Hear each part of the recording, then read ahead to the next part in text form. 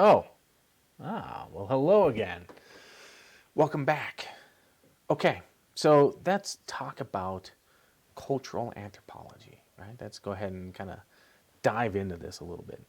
Uh, so, anthropologists were oftentimes started out the field because they were interested in the exotic. And honest to God, I hate the term exotic because it has a certain connotation to it. And while it is oftentimes used in this term where a lot of early anthropologists were interested in, I just don't like that term exotic because it gives a different meaning to it, a different importance to whatever it is that you're looking at.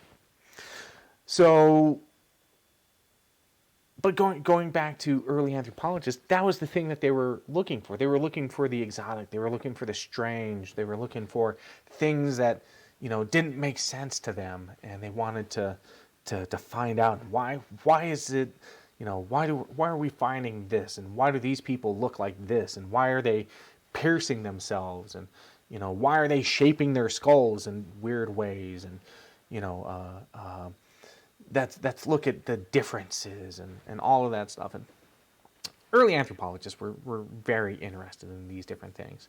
And while contemporary anthropologists and cultural anthropologists are still interested in understanding the world around them, they take a little bit of a different approach. It's not searching for the exotic, it's searching for understanding, right? It's trying to figure out what's going on in the world and how do they fit into the overall human experience, right? So anthropologists still do a lot of traveling. I've been to, seven or eight different countries, doing research, traveling, and trying to understand the world as it is, and it's fantastic, and having an anthropological background gives you an understanding of why people do things differently, and it gives it, some sort of description and ideas, and it's fantastic. So that's what a lot of early anthropologists did. There's a lot of anthropology to be done here at home. There's lots of anthropologists that study and focus on our own culture, American culture, Western culture, and how we interact with other people, right? How we interact with ourselves. And there's a lot of work there because things are always constantly changing. And if we look at even what's going on today, especially concerning like politics and race and racism and all of these things, there is a lot of stuff to look at and to try and understand and deal with. So yeah, there's all kinds of reasons why cultural anthropology is great for looking at not only past cultures but contemporary cultures as well. Okay, so one of the things that we're going to be doing is we're going to be doing some exercises, and when we will sometimes meet each week. If you choose to show up to the meetings, or there's also going to be a discussion area that you can that I want you all to sort of engage with and put your own ideas in. We're gonna be doing certain exercises, and I will be posting these each week. So even though we're not going to be getting into groups, this is all going to be individualized, and that'll all be posted. Here's some of the questions that we're going to ask. Oh, that's Bear. That's my assistant. He's a very good boy. Yes, you are. Please don't knock anything over. You're so good. Oh, yes, you are. Okay. So here's the exercise. Why would you need to understand your own culture to understand another culture, right? Why do you need to understand your own culture to understand another culture? And basically, it's to give you sort of like a baseline, just throwing it out there, little idea. You need to try and understand why. What is it about you, and how does it compare to someone else? So come up with some answers, come up with some ideas, think about this. And then what are the benefits to understanding other cultures? What are some of the benefits to understanding other cultures? Why would you want to? So think about that for a few minutes. Write down some of your answers, and figure out some answers to these questions. And we'll jump into some of the answers right now. So there's a lot of reasons why we would want to understand our own culture to understand someone else's, and it gives us a template, right? We know how we live. We understand the basic organization of our culture. And when we do that, we can start to compare and contrast to other cultures. We can look to practical reasons why things are different or why things are similar. And there's all kinds of reasons for that. Language, geographical location, right? All of these things can have a big impact. Understanding why, understanding other cultures is important because it can eliminate misunderstandings, right? It can eliminate misconceptions, and help us understand why this community or that community is behaving a certain way.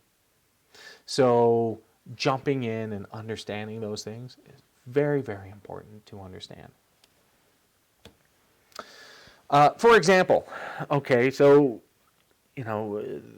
I've seen a lot of stuff over the years, especially since 9/11 took place, and there's a lot of talk about whether or not someone should wear a hijab, right? That it might be oppressive or something like that. But there are practical reasons sometimes why people do certain things, and we can find comparison within our own culture.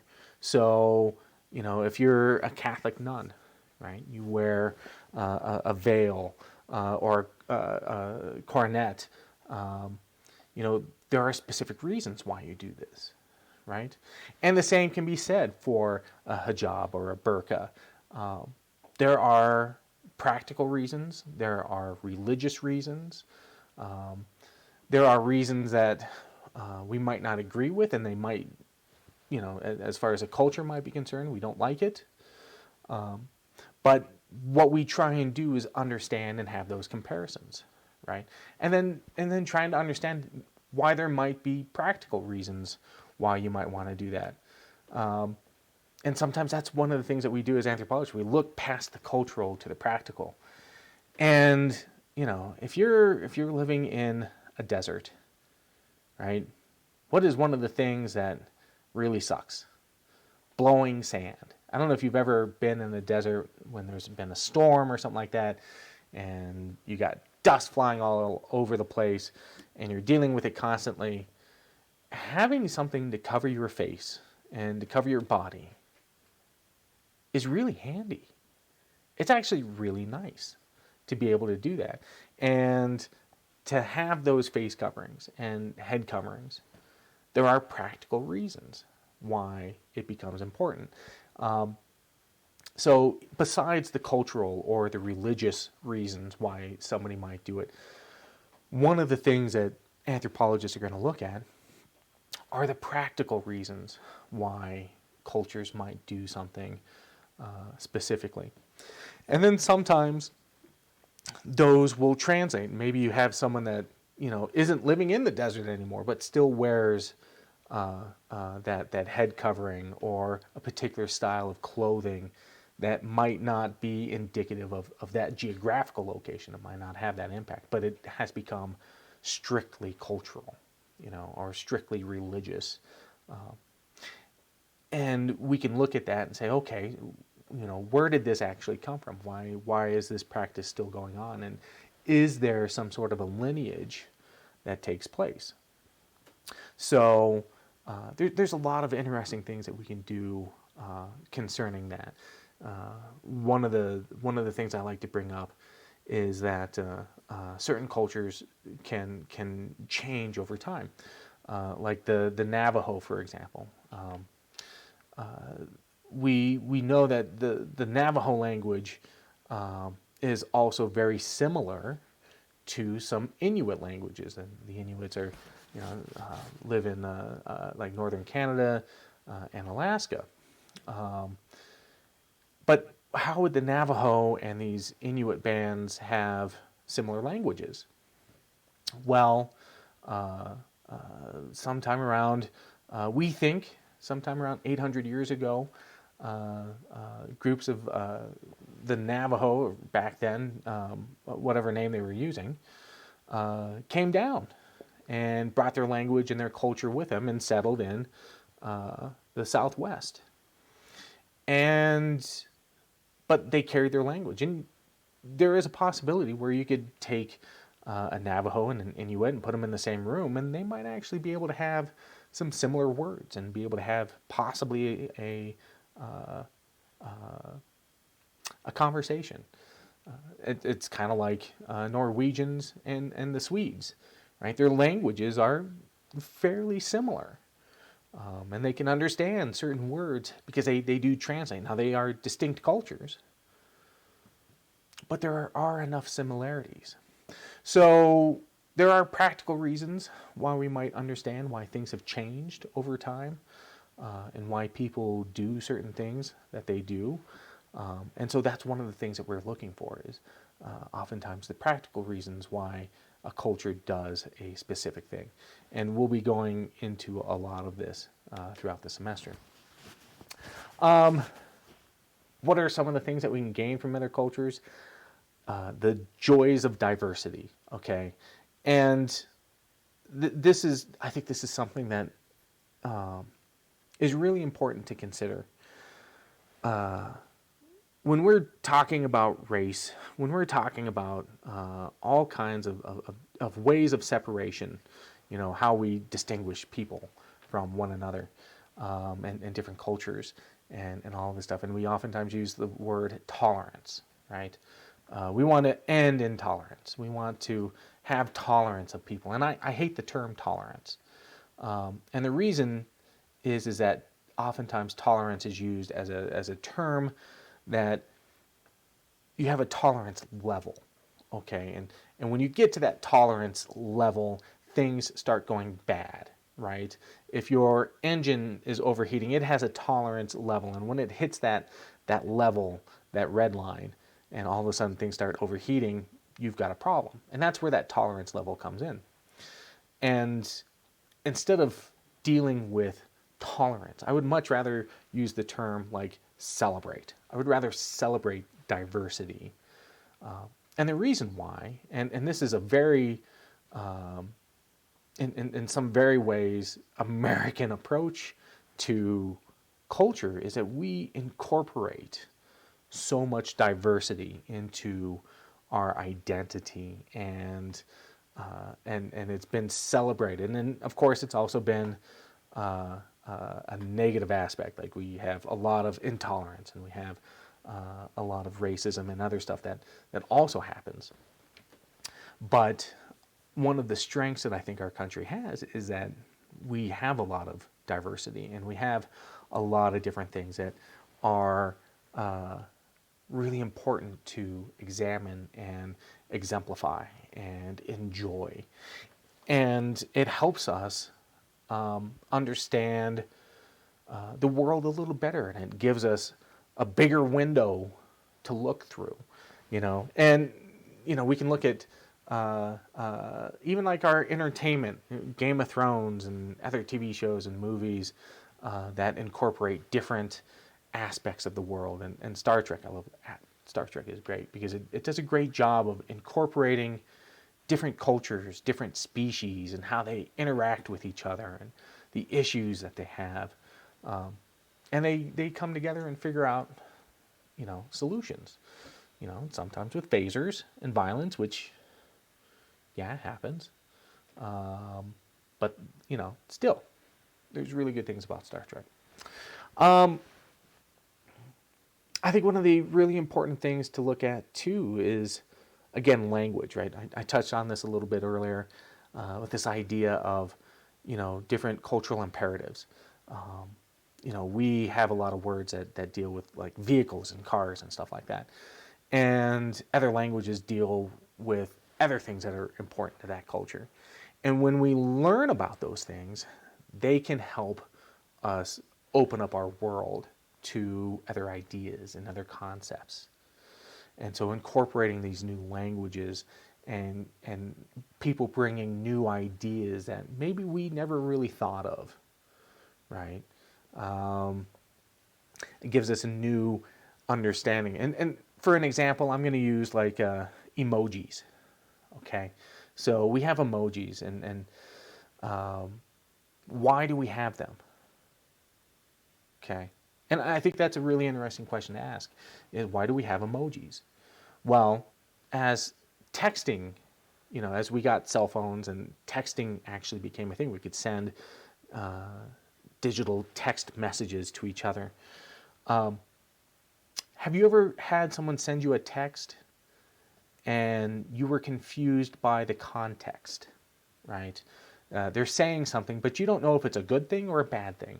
Like what's the context? If I'm talking to you, you can tell by the tone of my voice, you can tell by the look in my eyes, whether or not I'm confused or mad or angry or sad, if I'm happy, right? All of these things you can tell when you're talking to someone, the inflection of their voice, the hand gesturing, all this stuff. But you lose all of that when you send a text. And then people started coming up with ways of creating their own emojis, the colon and a dash, or trying to figure out how to make a little heart, or being able to do all kinds of stuff with just regular numbers and letters and symbols. But that wasn't enough, right? People wanted more descriptive ways, and so they're like, oh, well, let's make smiley faces, and then we're going to come up with all these other things. And so we developed all kinds of new ways of expressing. Even though we're using a text, we're now able to put context to it, right? We're able to add an emotional connection to that message that we're sending that you lack because of the lack of sound and the lack of the visual response from somebody's face. So, that's one way that we can look at language, right, and how we adapt to it. Creativity, people are always borrowing from other cultures. And sometimes it's good, sometimes it's not. Sometimes it's appropriate to do it, and sometimes it's appropriation. Especially, if you consider, like, there's been a big thing for many years now, dressing up like a Native American for Halloween, right? And you are basically appropriating someone's culture and their identity, and it's being sort of made fun of, right? And that's not necessarily appropriate. And so what are you doing with that stuff, those other cultures? At the same time, those cultures can also bring in different ideas like music, right? And listening to different types of music can be inspiring you to modify your own music or to the stuff that you listen to. Artwork, exploration, ideas, all kinds of great stuff that can feed us and fill us with amazing new ideas and experiences. And also, I think if we have a better understanding of our neighbors, if we have an understanding about what's going on in the community, we might not be as willing to go to war with them. right? If you know your neighbor, maybe you don't want to fight them. Maybe if you create that understanding, if you have that ability to say, you know, okay, I understand what you're saying, I understand where you're coming from, and I can relate to it in different ways, and I can appreciate it, and so that we, you know, we can come to an understanding without just saying, well, you're wrong, or what you did was wrong. Because maybe we don't know the context. Maybe to them it was never wrong, you know. But if we don't know that, if we don't have that understanding, then we might come to and have issues. So again, that's the great thing about other cultures and about learning about other cultures is you can come up with these different ideas. The really important thing about understanding other cultures is the food, right? I mean, oh my God. Tacos? I mean, seriously. What would life be without tacos? What would life be if we didn't have like really good Mexican food? I know as a native born Coloradan, I love some good Mexican food. Interesting thing enough, you know, if we look at sort of like, and I'm going to bring up Taco Bell. Is Taco Bell Mexican food? And it's an interesting question because Taco Bell has sort of Americanized tacos and other things that would be seen as Mexican food, but oftentimes doesn't even resemble anything like you might find in a Mexican, like a true Mexican restaurant in Mexico, right? It might be very different. Same way with like if you go get Chinese food or Thai food.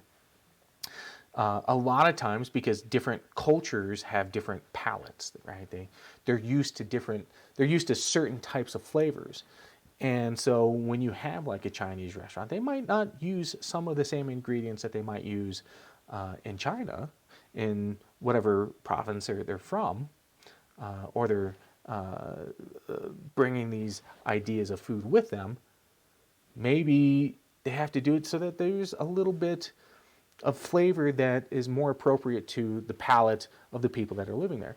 I remember going into a restaurant here in Arvada, and it was Cinco de Mayo, and I should have known better. But I was going to this restaurant that I'd never been to before, and I walk in, and it was all old white people. It was all old white people in this restaurant. And I knew immediately there probably wasn't a spicy dish on the menu, right? Because old white people generally don't like spicy foods, right? So I went in, and we sat down and ordered our food, and sure enough, there wasn't a spice, there wasn't a bead of sweat, there was nothing. There was nothing. But it was Americanized, right? So we do bring in all these different foods, but we also adapt them to our own palates, right? And sometimes we don't. There's stuff like lutefisk, and where you bury a fish and leave it in the ground, and it's awful and gross. And the Vikings used to do this, and they still do this. Scandinavians are crazy. Why? Anyway. So that's really important, right? Is food, is how cultures bring in these different ideas and different flavors and different textures, and it expands our ideas so that when we do travel, you know, if we do go to Ethiopia or to Morocco or to Mexico or China or wherever else, you know, we've kind of got an idea of what that food's going to be like. And that helps, right? That certainly helps. So, let's talk about what cultural anthropologists actually do, or what anthropologists in general do. And it's kind of an interesting question for anthropologists. there are very few jobs out there for cultural anthropologists, or there are very few positions that call directly for a cultural anthropologist. And when they are, it's usually for the federal government, or for private companies that do work for the federal government or for state governments. Usually it's a governmental thing, right? Or you're going to work within academia, right? If you decide to become an anthropologist, that's oftentimes the direction that you're going to go in. So the field itself is a little bit limited in scope of what you're going to be able to do. I've worked for the federal government. I've worked for private companies. I've worked for different universities and different in different ways, and that's pretty much what you've got available. The thing about anthropology, and I mentioned this before, is that the benefit can be really, really nice for other positions, right? You get a job in whatever field that you're going into, and you've got a background in anthropology. That can help you get an understanding of what your company is going to need, what your clients are going to need, and how you're going to fit in and how you can make it better, right? How you can make things more efficient, how you can make things more beneficial to the people working there. All of these different things can be found through the practice of anthropology.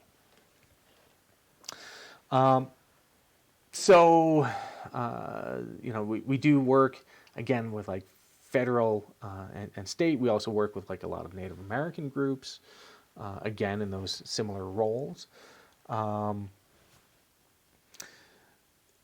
We see some anthropologists that are working in hospitals, right? Again, the medical anthropologist, forensic. We see some folks working in marketing, nonprofits, charities sometimes. And it's a fantastic field to get into, but I will caution you that going into anthropology, I know a lot of anthropologists that work in bars and as baristas, and they find jobs within other sectors of society, and they use those skills to their benefit. But there aren't a lot of jobs calling for anthropologists, and to be honest, I think that's an absolute shame. I mean, I really, really do. But that is part of the reality about anthropology. The job of an anthropologist, I think, is one of the best aspects of what we get to do. Is sometimes it's learning who you're working with, right? So if I'm going to be doing field work within a community, and say it's a farming community, right? And I'm out there learning about that culture, studying that culture. I'm going to go work with everyone else, right? So if I'm working with a farmer, I'm going to be out in the field with that farmer. I'm going to be tilling the soil. I'm going to be harvesting. I'm going to see what it's like to work with animals. Whatever it is that they're doing, I'm also going to learn about that. And that's one of the really cool things, is that oftentimes you are learning new skills, new abilities, and constantly learning new things about yourself and what you're capable of doing. There are some things that I never thought I'd have the opportunity to experience had it not been for my travels, and being able to go to different locations and seeing how food is processed. I mean, growing up here in Colorado, if I wanted my food, if I wanted to hunt, I'd go to King Soopers, and I'd go to the meat aisle, and I would buy packaged meat. And that was the extent of my hunting experience, But if I go to some Native American reservation, or if I go to Kenya, if I go to other places around the world where you have to process your food, right? You can't just always go to King Soopers to get your food. Sometimes you have to catch it and capture it and kill it and process it, and then you get to eat it.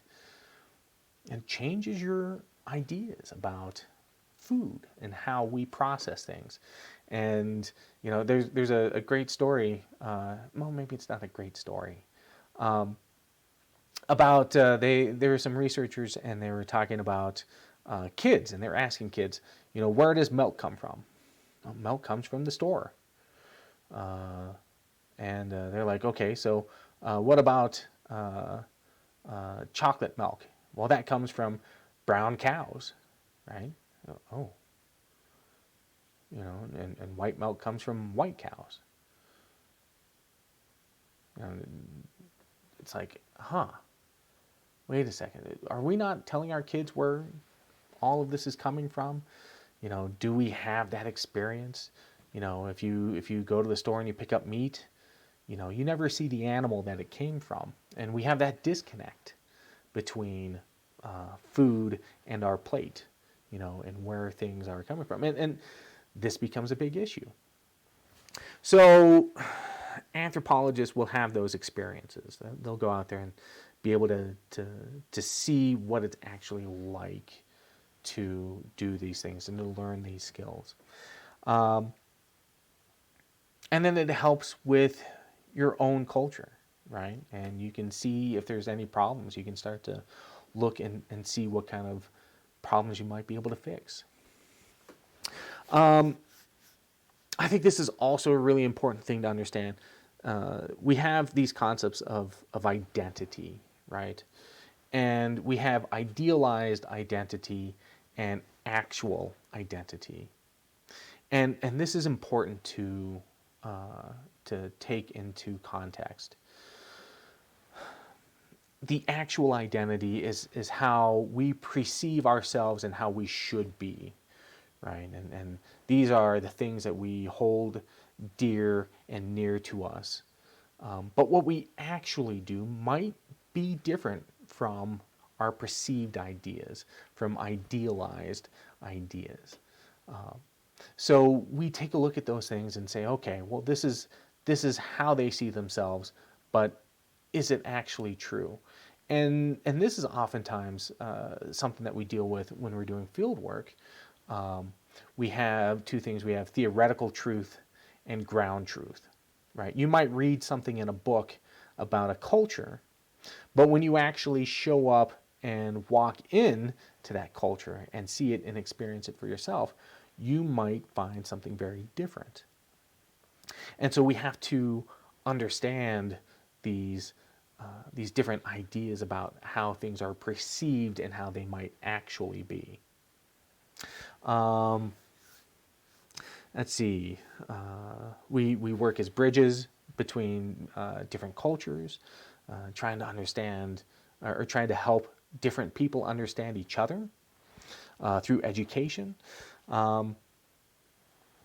We oftentimes will look at especially if we're working as applied anthropologists, we will oftentimes be looking at what a community wants versus what a community actually needs, right? And that goes back to that example of, say, like disease, where you've got a community that brings in Doctors Without Borders, and they're working with, treating people, but they're not actually looking at the cause, right? Which could be contaminated water. So one of the things that we'll do is we'll go in and we'll look at the community and we'll be talking to them, and they say, well, we want to do this and we want to do this, and is it feasible to do it, or is it actually something else that you're trying to accomplish? And so that's something that we'll take a look at and try and help people figure out. And I think one of the most important things that you have to understand as being an anthropologist is that it's an ethically bound field. We have very high standards within anthropology, and there's a lot of reasons why this is the case. And It's because we don't want to cause anyone harm, right? The goal of an anthropologist is not to cause anyone harm, to do anything that could hurt anyone presently or in the future. So you have to be a very ethically bound person to be an anthropologist, to work with other cultures and to take in their their culture and try and understand it, and then also portray it, right? Because oftentimes, if you're writing a report about what you're doing or where you're going and all of this stuff, you have to portray that culture. And so, how do you do it ethically? Anthropologists study people and structures of power, right? Who's got it? Why do they have it? How is it organized? What are the consequences of those people with power? So all of those things are really important and have become a major focus within anthropology. And we will be talking about this throughout the semester. And power comes in different forms, right? You have influence, people that have influence over a community, versus economic influence, versus martial influence, the ability to inflict harm, and so that can be, in general influence or spiritual influence. You might have a priest or a rabbi or someone, a shaman that has that power to influence a community. You might have lawmakers that control money. You might have law enforcement that control the martial power. And so we look at the dynamics between all of those different power holders, right, and what they do with it and how they interact with the communities. So, and we look at different ways in how this all works. Religion, government, economic, military, education. Education is oftentimes overlooked as a power holder, but what we teach our kids, or what we teach in college, can have a huge impact, and that is something that we have to look at very closely. And then how those power structures are also worked within the realms of race and gender and sexuality, class and ethnicity and poverty, and all of these different things, all of which we're going to be covering throughout the semester, and how people use them to gain power, to distribute power, and influence. So yeah, there's a lot, and how all of these work together, because usually you're not going to find one separated, right? Gender and race is never separated, right? There's always a combination of what's going on there, and religion and class are oftentimes connected, and religion and race and ethnicity and gender, everything fits together. And this is the holistic approach, right? We're going to be taking all of these different subjects and studying each one of them and then applying all of them together. I'm going to stop right now and give you guys a break.